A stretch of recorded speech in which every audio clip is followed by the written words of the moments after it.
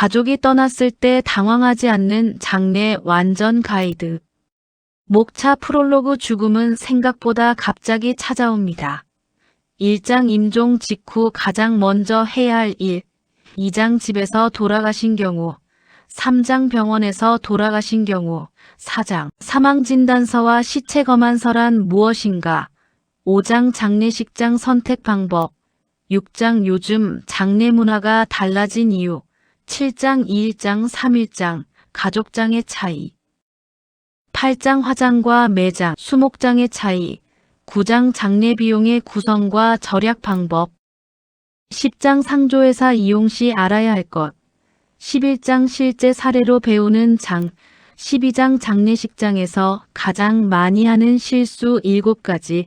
13장 장례 후 반드시 해야 하는 행정 절차. 14장 엔딩 노트와 사전 준비. 15장 내가 떠난 후 가족에게 남기는 마지막 배려. 여러분, 혹시 가족이 갑자기 세상을 떠난다면 무엇부터 해야 하는지 알고 계십니까? 119를 불러야 할까요? 장례식장을 알아봐야 할까요? 친척들에게 연락부터 해야 할까요? 평생 한두 번 겪을까 말까 한 일이라 대부분의 사람들은 잘 모릅니다. 그래서 막상 일이 생기면 당황하게 됩니다. 실제로 장례 지도사들이 가장 많이 듣는 말이 있습니다. 이런 건 아무도 알려주지 않았어요. 오늘 영상은 그런 분들을 위한 장례 안내서입니다.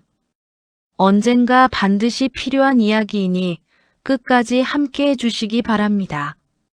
1장 임종 직후 가장 먼저 해야 할 일. 가족이 임종하면 누구나 당황합니다. 하지만 순서를 알면 훨씬 수월합니다. 첫 번째, 사망 확인입니다. 두 번째, 가족들에게 연락합니다. 세 번째, 사망진단서 또는 시체검안서를 준비합니다. 네 번째, 장례식장을 결정합니다. 다섯 번째, 화장 또는 매장 계획을 세웁니다. 이 순서를 기억해 두십시오. 그런데 많은 사람들이 첫 단계부터 실수합니다. 장례식장을 먼저 찾습니다. 하지만 서류가 없으면 아무것도 진행되지 않습니다. 2장 집에서 돌아가신 경우. 고령자가 자택에서 임종하는 경우도 많습니다. 이때 가장 중요한 것은 함부로 움직이지 않는 것입니다. 1. 119에 연락합니다. 2. 의료진 또는 담당 기관의 안내를 받습니다. 사망 확인 절차가 먼저 진행됩니다. 당황할 필요는 없습니다. 순서대로 진행하면 됩니다. 3장 병원에서 돌아가신 경우. 최근에는 대부분 병원에서 임종을 맞이합니다. 병원에서는 1. 사망진단서 발급. 2. 영안실 안내. 3. 장례식장 연결 등을 도와줍니다. 그래서 상대적으로 절차가 단순합니다. 4장 사망진단서와 시체검안서. 많은 사람들이 헷갈립니다. 사망진단서는 담당 의사가 발급합니다. 시체검안서는 검안 후 발급됩니다. 어떤 서류가 필요한지는 상황에 따라 달라집니다. 하지만 중요한 것은 이 서류가 장례 절차의 시작이라는 점입니다. 5장 장례식장 선택. 예상 조문객 수가 기준입니다. 장례식장의 크기가 아닙니다. 조문객 20명 예상인데 큰 빈소를 잡으면 비용이 늘어납니다.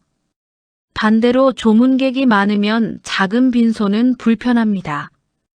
6장 요즘 장례 문화가 바뀌는 이유. 예전에는 동네 전체가 장례를 함께 했습니다. 지금은 핵가족 시대입니다. 그래서 장례도 간소화되고 있습니다. 크게 치르는 장례보다 의미 있는 장례를 선호하는 사람들이 늘고 있습니다. 7장 2일장과 3일장. 과거에는 3일장이 대부분이었습니다. 하지만 요즘은 2일장도 많습니다.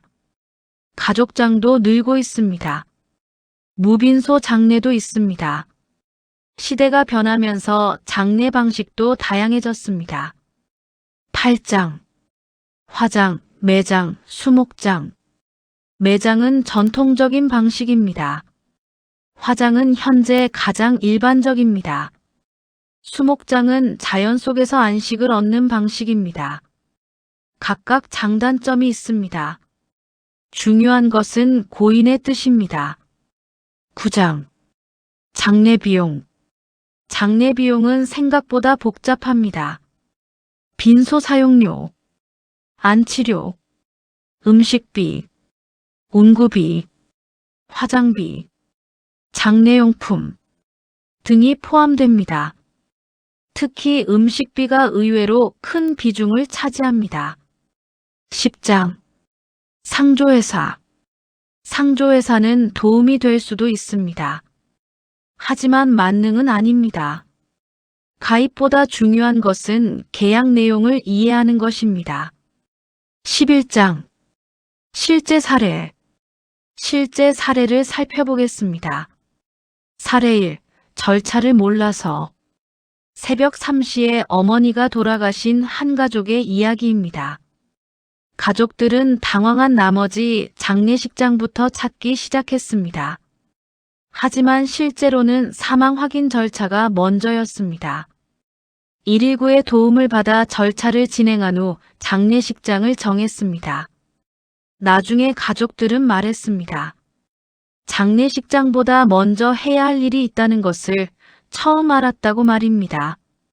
사례 2. 장례 갈등. 아버지가 돌아가신 후 형제들이 화장과 매장을 놓고 다투었습니다. 장남은 매장을 원했습니다. 둘째는 화장을 원했습니다. 셋째는 수목장을 원했습니다. 결국 갈등이 생겼습니다. 이유는 단 하나였습니다. 아버지의 뜻을 아무도 몰랐기 때문입니다. 12장. 장례식장에서 많이 하는 실수. 급하게 계약. 비용 확인 안함. 고인 뜻 무시. 필요 이상 규모 확대. 사망진단서 부족 발급. 장례 후 행정 절차 미룸. 가족 간 의사소통 부족. 장례를 치른 사람들이 가장 많이 하는 후회가 무엇인지 아십니까? 한 번만 더 물어볼 걸. 입니다. 13장. 장례 후 해야 할 일. 1. 사망신고. 2. 보험 확인. 3. 은행 업무. 4. 연금 관련 업무. 5. 휴대전화 해지. 6. 자동차 정리. 7. 각종 회원권 정리. 생각보다 많습니다. 14장. 엔딩 노트. 최근 관심이 높아지고 있습니다. 1. 장례 방식. 2. 연락할 사람. 3. 중요 서류 위치. 4. 남기고 싶은 말. 가족에게 큰 도움이 됩니다. 15장. 마지막 배려. 죽음을 준비하는 것은 죽음을 기다리는 것이 아닙니다. 가족을 배려하는 것입니다. 고인의 뜻을 미리 알려주는 것만으로도 가족의 부담은 크게 줄어듭니다. 꼭 기억할 연락처 119 응급상황 112 사건 사고 129 보건복지상담센터 1577-1000 국민건강보험공단 1355 국민연금공단. 좋은 장례는 비싼 장례가 아닙니다. 남겨진 가족이 후회하지 않는 장례입니다. 오늘 영상을 보신 여러분께 부탁드립니다. 부모님이 계시다면, 자녀가 있다면 오늘 한 번쯤 물어보십시오. 나중에 어떤 장례를 원하세요?